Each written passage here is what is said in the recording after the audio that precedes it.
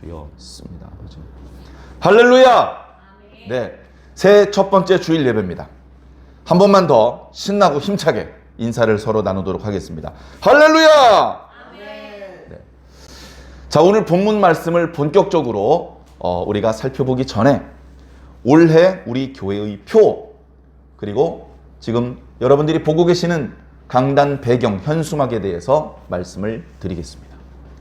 대부분의 교회가 그렇겠지만 해마다 연말이 되면 새해 그 교회의 표를 담임 목사님께서 고민하십니다.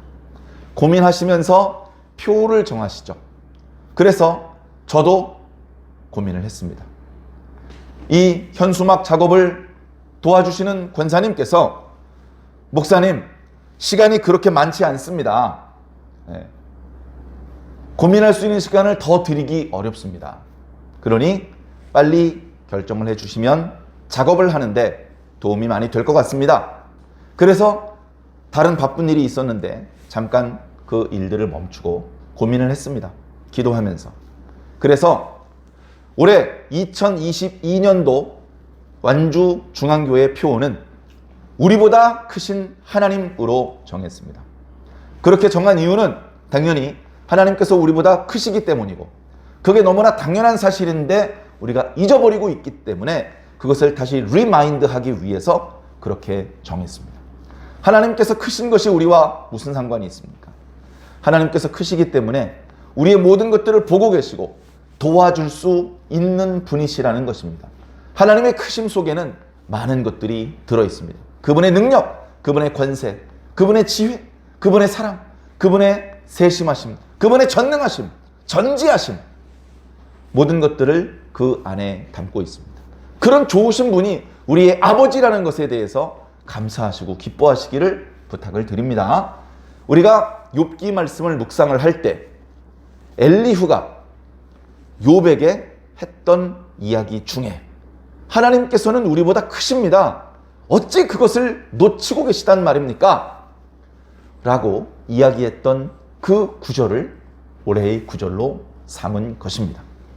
그리고 이제 시각적으로는 현수막 또 강단의 배경을 어떤 이미지로 채울 것인지 고민을 해야 했습니다. 기억나시겠는지 모르겠습니다만 작년 1년 동안은 숲속이었습니다.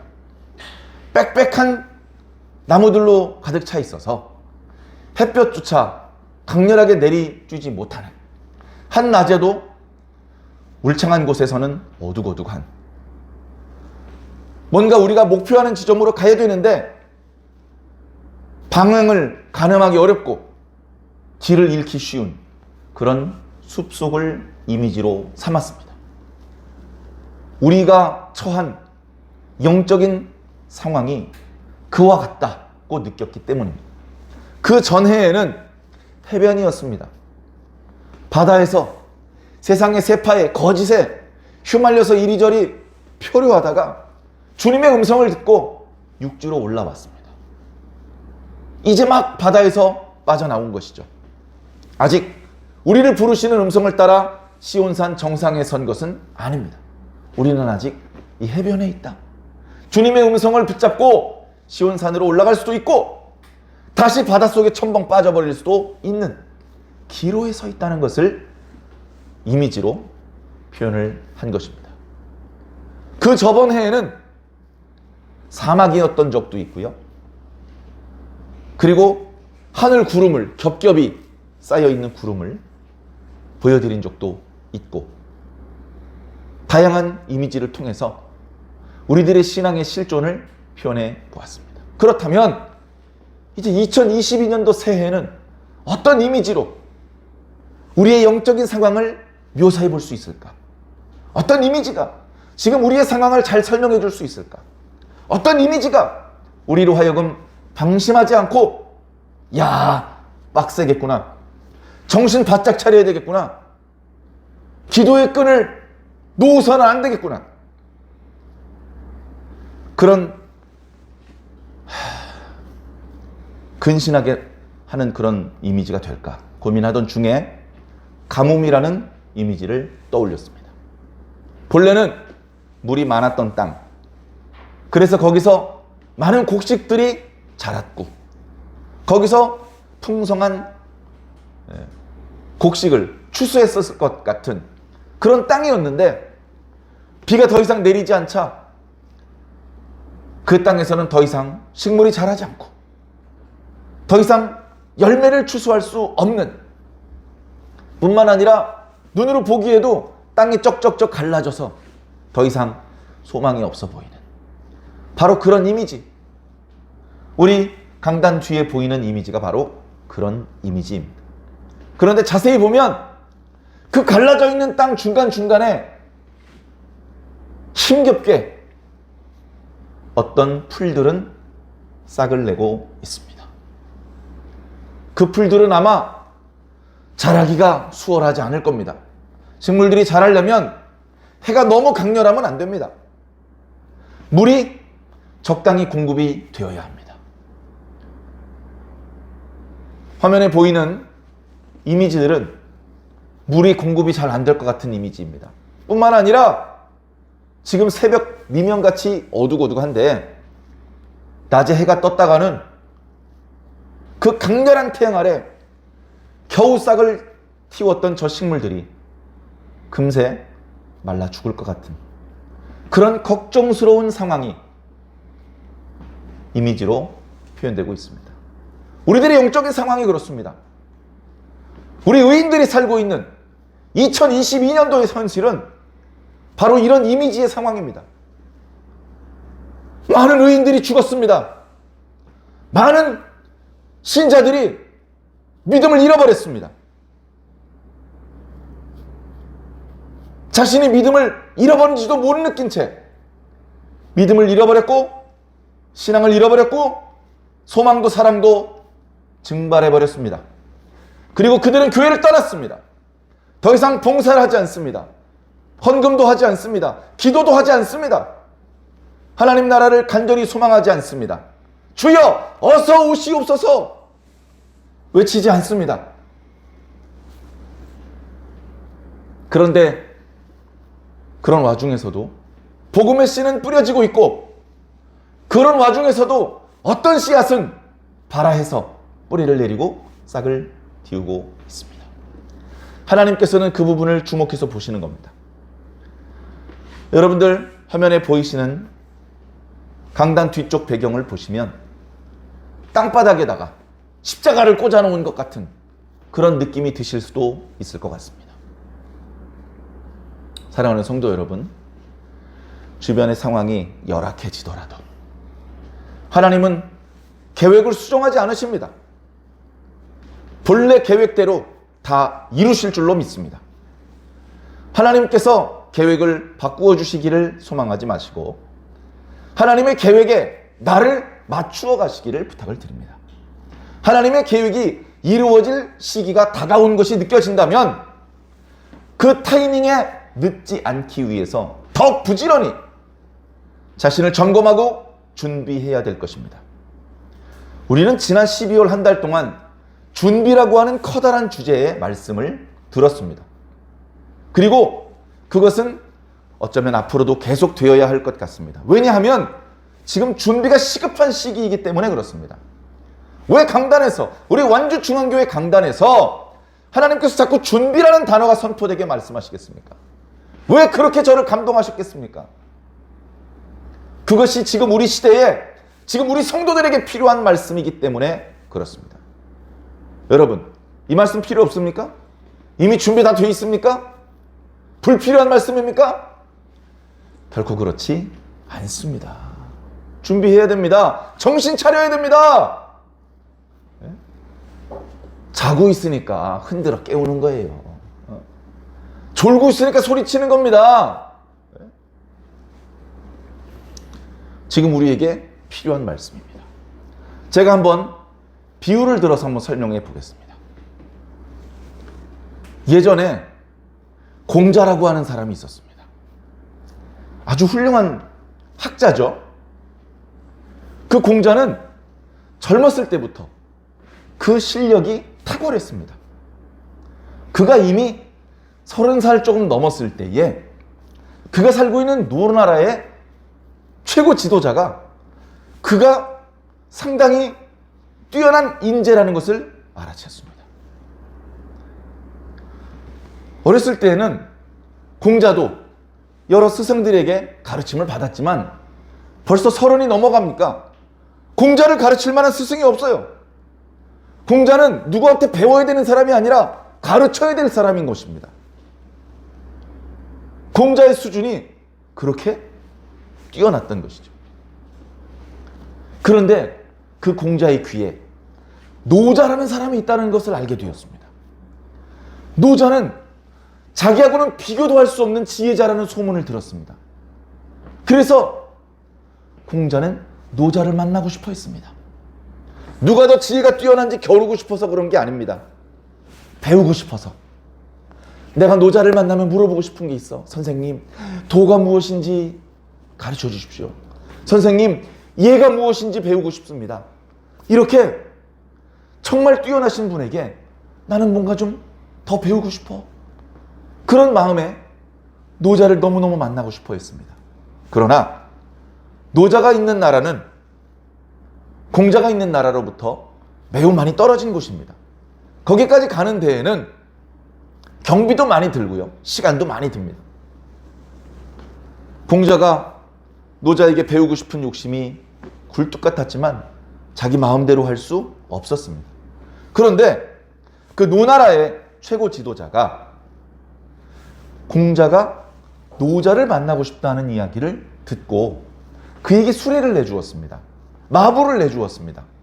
그래서 공자는 자기 제자 한 명과 함께 노자가 있는 곳으로 갔습니다. 그때는 우리가 알고 있는 춘추시대였습니다. 천자가 있었어요. 나급에 천자가 있었는데 천자의 권위가 땅에 떨어져 있었죠.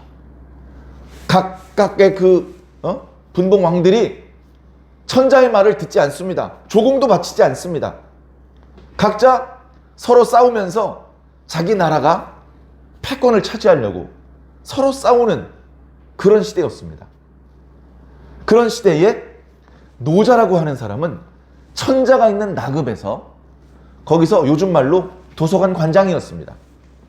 예전에는 종이가 없었기 때문에 인쇄술이 발달이 되어 있지 않기 때문에 이렇게 대나무를 일정한 크기로 잘라서 그것을 끈으로 엮습니다. 죽간이라고 그럽니다. 거기에 이제 먹으로 작은 붓으로 글씨를 써내려가는 것이죠. 그래서 그것들을 둘둘둘 말아서 선반에 올려놓습니다. 그런 선반이 쭉 있으면 거기가 도서관인 것이죠. 그래도 천자가 있는 곳이기 때문에 여러 종류의 책들과 정보들, 문헌들이 거기에 이렇게 보관되어 있는데 글을 읽을 수 있고 그것들을 정리할 수 있고 필요에 따라서 필사할 수도 있고 그런 인재가 도서관을 맡아야 되는데 그때 당시 노자가 이제 그것을 맡고 있었던 것 같습니다. 그래서 나급에 가면 노자 선생님을 만날 수 있다. 그래서 허락을 받아서 이제 갔습니다. 가가지고 노자 선생님을 만났습니다. 만나가지고 뭔가 예에 대해서 배우고 싶고 도에 대해서 듣고 싶은데 처음에는 노자가 입을 열질 않습니다. 그러니까 공자가 처음에는 말을 많이 했다고 합니다. 제가 알기로는 하면서 여러 가지 역사라든가 인문 지식에 대해서 자신이 알고 있는 것을 먼저 피력을 했습니다. 그 이야기를 들어보더니 노자가 깜짝 놀란 것이죠. 젊어 보이는데 자기보다 3, 40살은 아래로 보았는데 그 말하는 것을 들어보니까 우리 시대에 찾아보기 힘든 인재야. 그래서 드디어 노자가 입을 열은 거예요.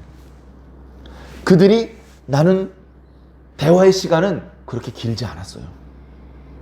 그런데 그들이 나눈 대화의 깊이는 엄청 깊었습니다. 노자는요, 엄청난 지혜자였습니다.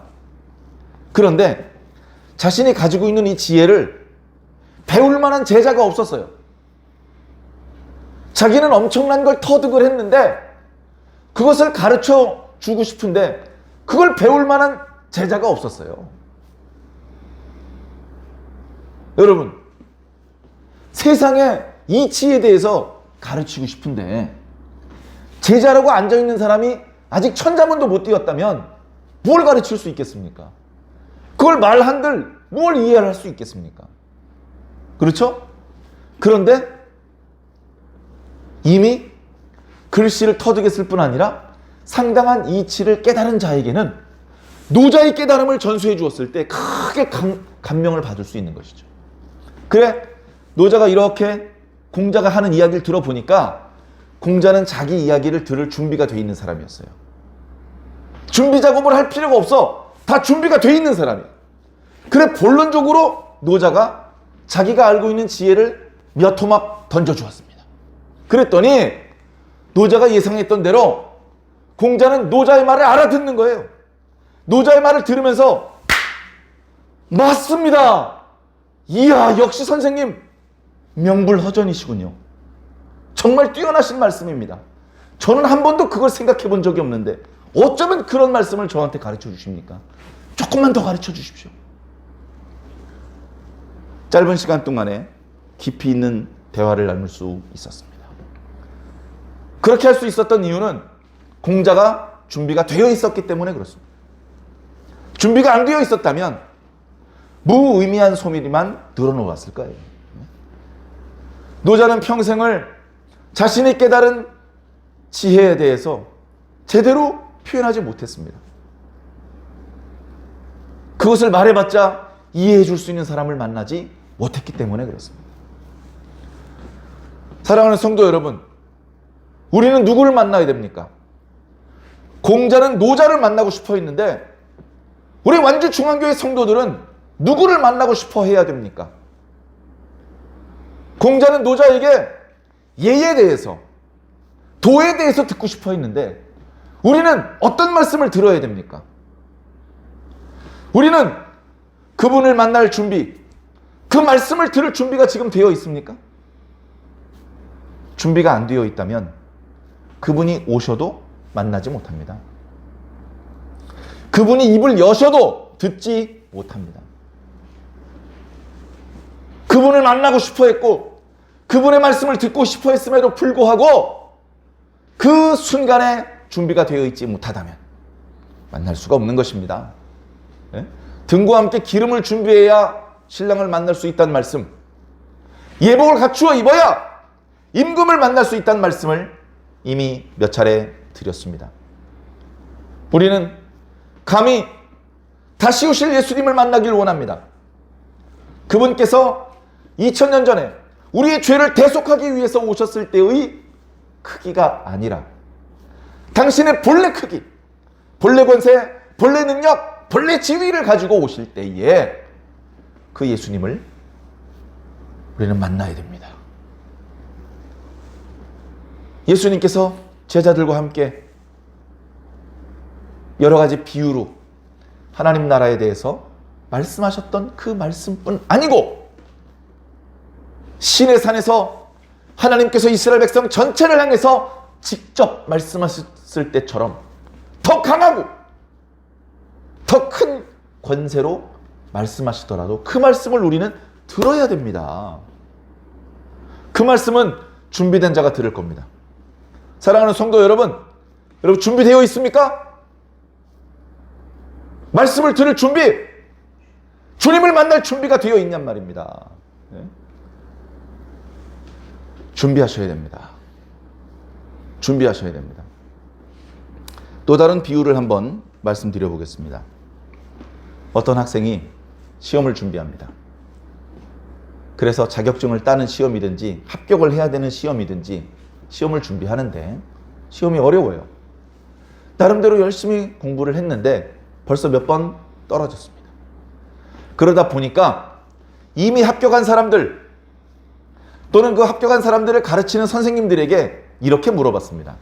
선생님, 하루에 몇 시간 공부해야 합격할 수 있습니까? 어쩌면 많은 그 시험을 준비하는 사람들이 그 부분이 궁금할 거예요. 그래서 이미 많은 경험이 있은 분이시니까 물어본 거예요. 하루에 몇 시간 정도 공부를 해야 합격을 할 수 있는 겁니까? 선생님의 대답은 이런 대답을 하셨어요. 넌 마 떨어져.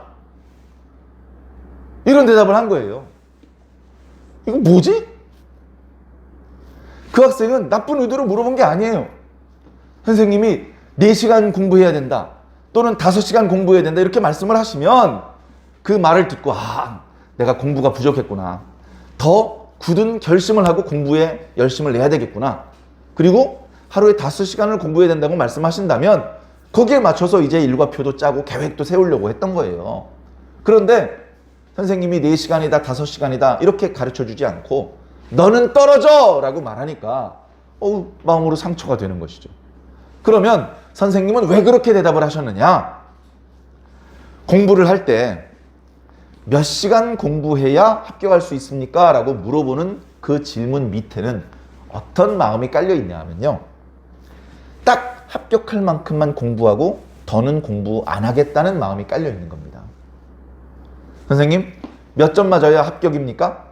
60점 넘으면 합격이야. 그러면 62점 맞을 정도로만 공부를 하는 거예요. 절대 70점이나 80점 맞을 수 있게 공부를 안 하겠다는 겁니다. 딱 60점 겨우 넘길 정도로만 공부를 하겠다는 겁니다. 그렇게 준비를 하니까 어떻게 됩니까? 58점 맞고 떨어지는 거예요. 그럼 합격한 사람은 어떻게 준비를 한 겁니까? 100점 맞을 생각으로 준비를 하고 있는 겁니다. 100점 맞을 생각으로. 철저하게. 야, 뭐 자격증 하나 따는데 그렇게 코피를 흘려가면서 공부해. 밤새 가면서. 쉬엄쉬엄해. 그 말에 흔들리지 않고 계속 코피를 쏟으면서 공부를 한 겁니다. 너무 심할 정도로 공부를 합니다. 그렇게 해도 100점 못 맞아요. 그런데 그렇게 공부를 하니까 60점이든 80점이든 합격을 하는 겁니다. 근데 나는 딱 60점 어치만 공부할 거야. 뭐 자격증 시험인데 뭐하러 70점, 80점 맞을 공부를 해. 시간 낭비지. 바보들이야, 바보들. 그래서 딱 60점 맞을 공부를 하려다가 58점 맞고 떨어져서 또 시험 공부를 해야 됩니다. 저 사람들은 합격해서 박수치고 좋아하고 있는.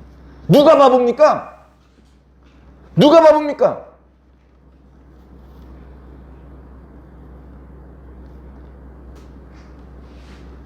최선의 노력을 다해야 돼요.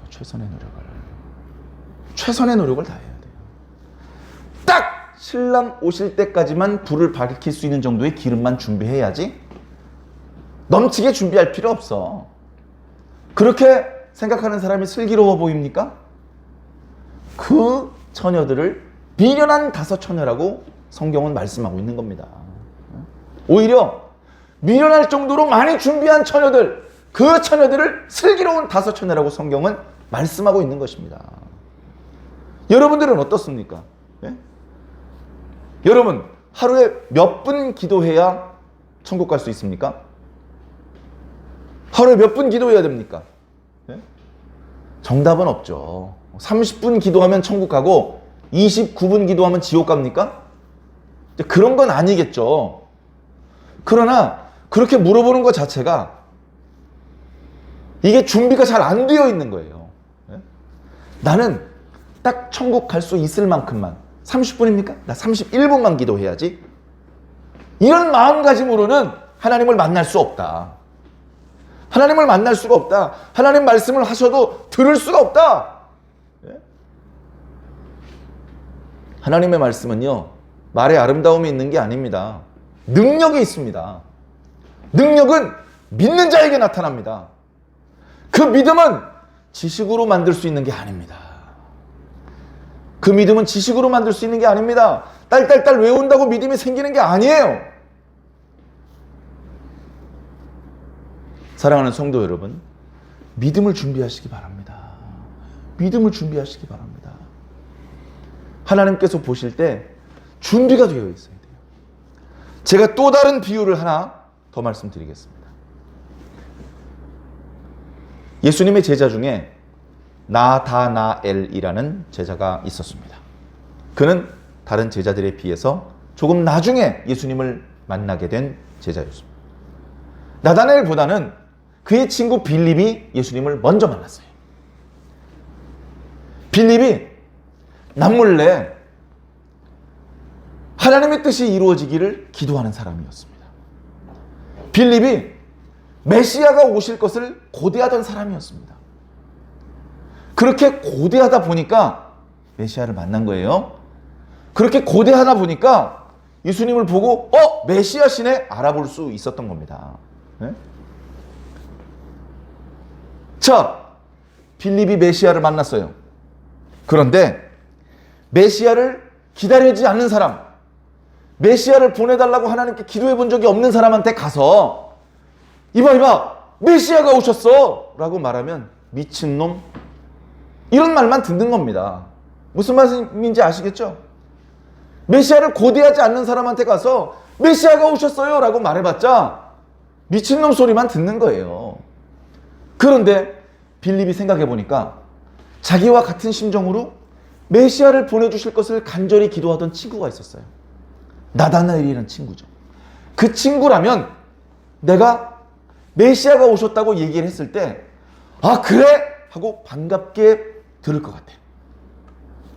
그리고 달려와서 예수님을 영접할 것 같아. 그러니까 빌립이 친구한테 간 겁니다. 이봐 왜 그래? 왜 이렇게 급하게 달려와? 무슨 일이야? 이봐 우리가 기다리던 메시아께서 드디어 오셨어.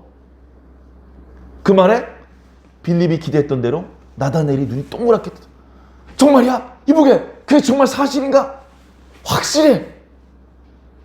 그래 그분은 어느 지역 사람이야? 나사렛 분이야.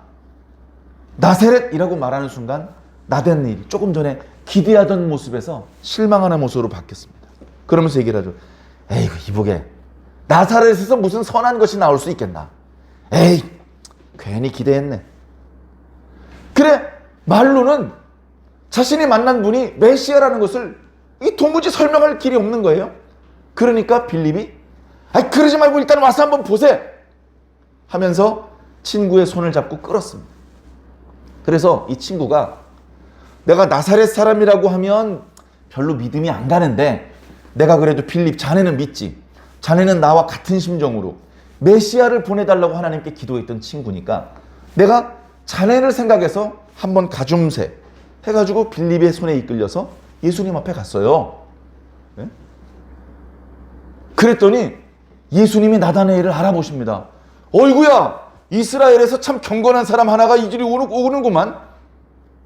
그 나다나엘이 아니 선생님 저를 어떻게 아십니까? 자네가 무화과나무 밑에 있을 때 내가 보았네. 네? 제가 무화과나무 있을 때 보셨다고요? 제가 무화과나무 아래서 기도하는 건 빌립도 모르는데 내가 그날 무화과나무 아래서 기도한 것은 하나님하고 나만 아는데 그때 기도한 걸 보셨다고요? 하나님의 아들이시군요. 하나님의 아들을 만나기 위해 준비한 사람은 하나님의 아들을 알아봅니다. 그래서 나다나엘은 준비가 되었기 때문에 다른 예수님의 제자들보다 늦게 부름을 받았지만 가장 먼저 무릎을 꿇을 수 있었습니다. 사랑하는 성도 여러분, 깨어 있어야 됩니다. 준비해야 됩니다. 제가 새벽 예배 끝나고요, 이 앞에 둔산공원에 이렇게 운동을 나갔었습니다. 운동장이라도 몇 바퀴 걷기 운동을 하기 위해서 나갔더니요, 전에 보지 않던, 전에 볼 수 없었던 것을 보게 되었습니다. 새벽 예배 끝나고 공원에 운동하러 가니까 전에 볼 수 없었던 것이 보였는데 뭐냐 하면 새벽에 운동하는 사람들이 보였습니다. 운동을 하지 않는 사람은 운동하는 사람이 안 보여요. 그런데 운동을 해보니까 나 말고 다른 분들, 나이 많으신 아주머님들, 할아버지들 매일 나와서 운동을 하시더라고요. 여러분, 어떤 학생이 학교 생활을 설렁설렁 하다가 어느 순간 아이고 내가 이러면 안 되지. 좀 새해부터는 더 아주 작심을 하고 공부를 좀 해야 되겠어. 그래가지고 학원에도 가고 도서관에도 가보니까 그러니까 전에 볼 수 없었던 사람들을 또 봅니다. 어떤 사람들을 봅니까? 공부하는 사람들이 있는 거예요. 자기만 공부하는 게 아니에요. 이미 공부를 하고 있는 사람들이 보이는 거예요. 예? 그래 다 공부하는 줄 알았더니 술집에 가봐요. 노래방에 가봐요. 술 먹고 노래 부르고 노는 사람들이 꽉 차 있습니다. 놀다 보면 노는 사람이 보입니다. 일하다 보면 일꾼이 보입니다. 공부하다 보면 공부하는 사람들이 보입니다. 운동하다 보면 운동하는 사람들이 보입니다. 성도 여러분, 기도하다 보면 기도하는 사람을 만나게 될 겁니다. 말씀을 사모하다 보면 같이 말씀의 은혜를 사모하는 사람들을 만나게 되고 말씀을 선포해주는 사람을 만나게 될 것입니다. 하나님 나라를 준비하다 보면 나보다 먼저 준비를 하고 있는 사람들을 만나게 됩니다. 우리 완주중앙교회는 취미로 교회 다니는 사람은 필요 없습니다. 신앙은 취미가 아닙니다. 신앙은 준비입니다. 신앙은 예수님 만날 준비하는 것이고 신앙은 천국 갈 준비하는 것입니다. 교회 갔는데 천국 갈 준비하는 사람이 하나도 없어요. 다른 데로 옮기셔야 됩니다. 우리 교회는 천국 갈 준비시키는 교회입니다. 여러분 준비하십시오. 하나님 나라 갈 준비를 하다 보면 하나님 나라 갈 준비하는 사람을 만나게 됩니다. 그런 사람들과 만나서 공동체를 이루고 합심하여 기도하고 개인을 향하여 교회를 향하여 주신 주님의 사명을 감당하면서 가는 것이 그것이 교회 생활, 신앙 생활인 것입니다. 사랑하는 성도 여러분, 오늘 말씀의 사가랴가 준비된 사람이었습니다. 본인도 모르게 하나님께서는 사가랴를 준비시키고 계셨습니다. 지난 시간에 묵상했던 것처럼 한마디로 말해서 사가랴 부부는 의인이었습니다. 성경에 대놓고 의인이라고 인정해 주시는 사람이 그리 많지 않습니다. 그가 무엇을 했길래 의인인지 별로 기록이 없는 것에 비하면 사가랴와 그의 아내 엘리사벳은 의인이라고 하나님께서 당당하게 소개하고 계신 것입니다. 의인임에도 불구하고 하나님의 말씀에 흠이 없게 살았음에도 불구하고 자식복을 받지 못했습니다. 자식복을 받지 못했음에도 불구하고 그들은 계속 의로운 사람으로 살았고 자신에게 부여된 하나님의 사명, 제상이라는 직분에 대하여 성실하게 살았습니다. 하나님께서 그가 충분히 준비되었다는 것을 보시고 천사를 보내셨던 것입니다. 그래 오늘 말씀에 사가랴가 성전에서 천사를 만나는 모습이 나타납니다. 이때 사가랴가 천사에게 들었던 말씀들이 있죠.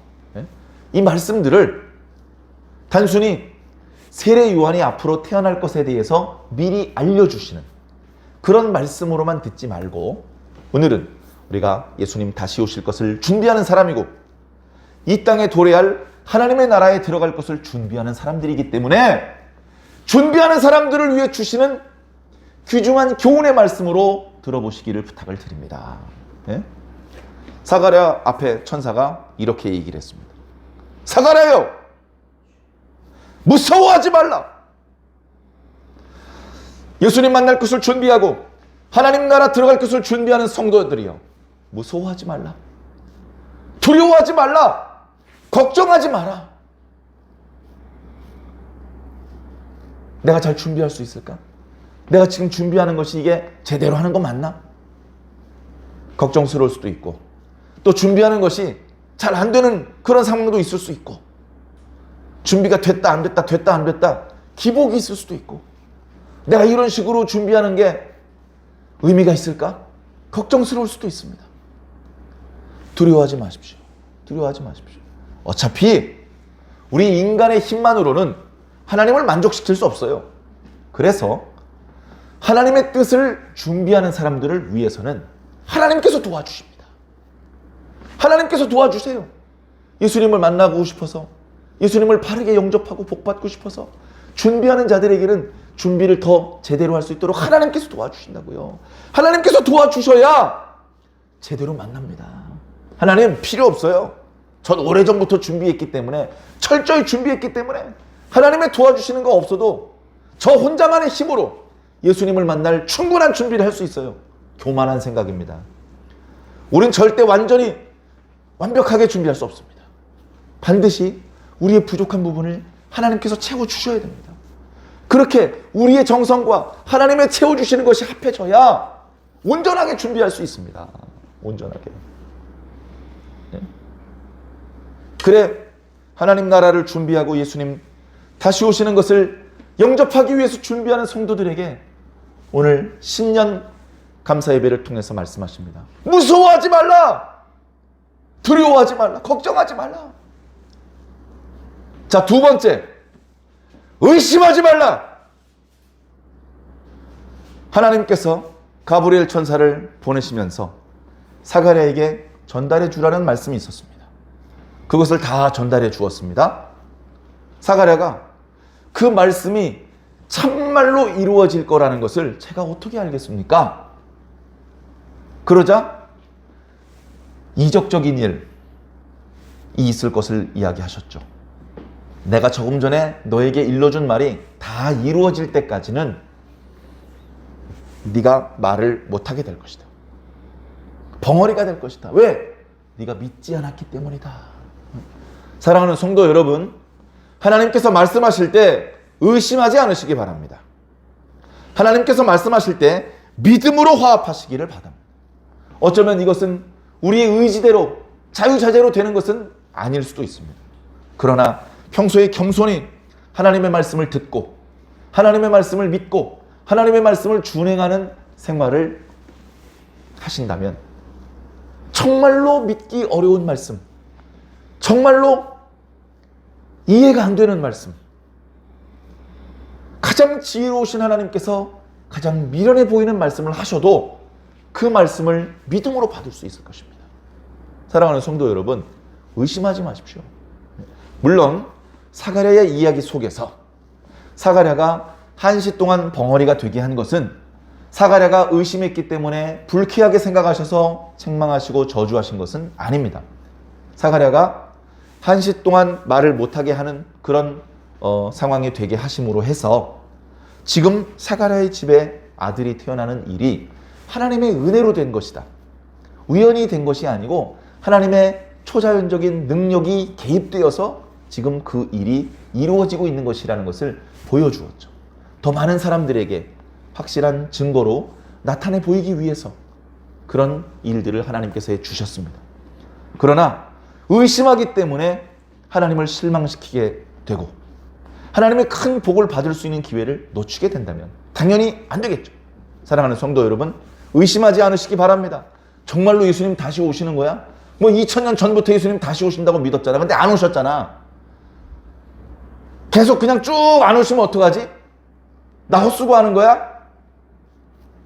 마귀는 계속해서 우리 귀에다 대고 우리의 믿음을 뒤흔드는 거짓말을 주입시키려고 할 것입니다.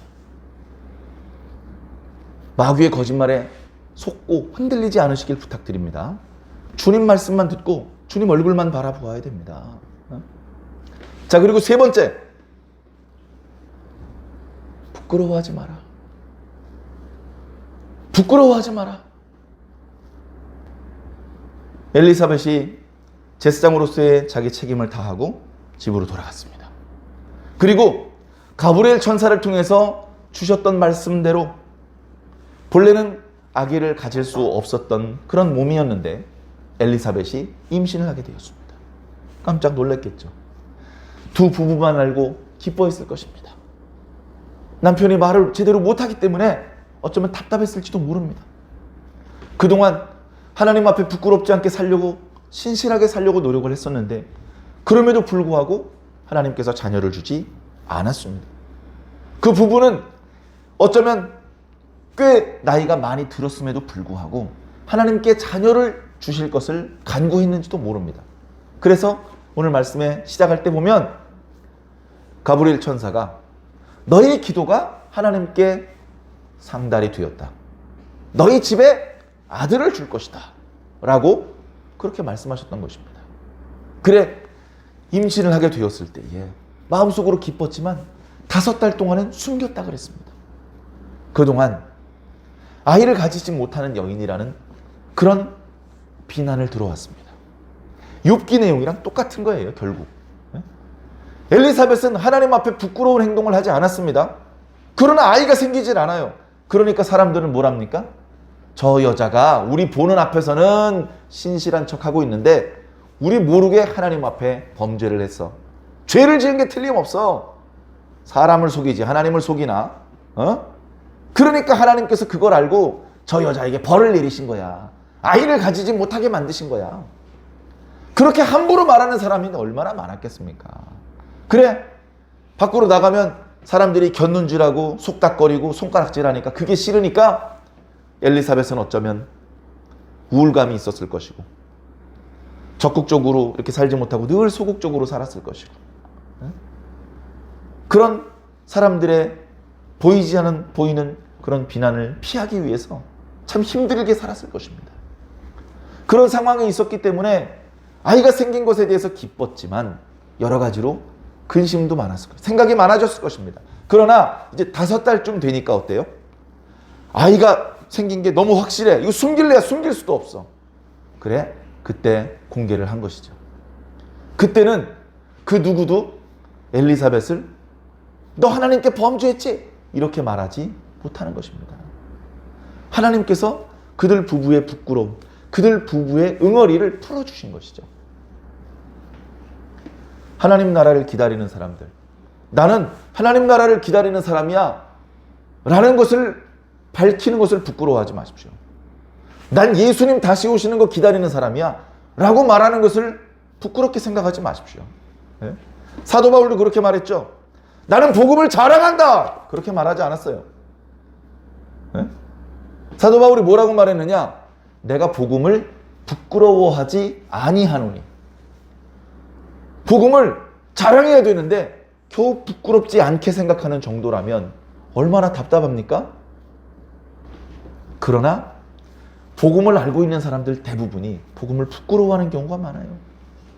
자기가 무엇을 믿고 있는지, 자기가 무엇을 알게 되었는지 그것을 공개하고 그것을 주변에 알리는 것을 꺼려하는 경우가 많이 있습니다. 네? 여러분들은 어때요? 여러분들도 부끄러움이 많으시잖아요. 여러분들이 교회 다닌다는 사실, 여러분들이 하나님 나라에 들어가기 위해서 준비하고 산다는 사실, 그걸 주변에 알리는 것을 매우 부끄럽게 생각하지 않습니까? 예? 예수님께서 그렇게 말씀하셨죠. 너희들이 나를 부끄러워한다면 나도 하나님과 천사들 앞에서 너희들을 부끄러워할 것이다. 너희들이 나를 부인한다면 나도 하나님과 천사들 앞에서 너희들이 누군지 모른다고 할 것이다. 사랑하는 성도 여러분, 부끄러워하지 않으시길 부탁드립니다. 다시 정리하겠습니다. 우리는 하나님 나라를 준비하는 사람들입니다. 우리는 무서워하면 안 됩니다. 우리는 의심하면 안 됩니다. 우리는 부끄러워하면 안 됩니다. 분명한 확신 가운데 담대하게 선포하며 살아야 됩니다. 걱정하고 두려워하고 뒷걸음질 치지 않으시기를 부탁드립니다. 이제 얼마 남지 않았습니다. 막판 스퍼트. 수영을 할 때도 달리기를 할 때도 그렇게 오랫동안 훈련하고 연습했던 선수인데도 불구하고 체력의 한계를 느껴요. 그 고통을 극복하고 어금니를 깨물고 마지막 남은 힘까지 다 쥐어 짜내야 기록을 갱신할 수 있고 메달을 딸 수 있는 것입니다. 그래, 그 고통을 느끼는 순간에 옆에서 코치가 소리를 지릅니다. 정신 차려! 이제 몇 걸음 안 남았어. 힘내! 소리를 지르면 그 소리를 듣고 정신을 번쩍 차리고 마지막까지 최선을 다해서 좋은 기록을 남기는 것이죠. 우리도 마찬가지입니다. 우리도 이제 얼마 남지 않은 결승 테이프를 앞두고 어쩌면 극도의 피로감, 아주 난감함, 그런 마음이 들지도 모릅니다. 그러나 우리가 마지막까지 최선을 다해서 결승 테이프를 끊고 하나님 나라에 꼴이 나고 예수 그리스도의 품 안에 안길 수 있게 하기 위해서 우리를 돕는 천사들이 응원해 줄 것입니다. 하나님께서 도와주실 것입니다.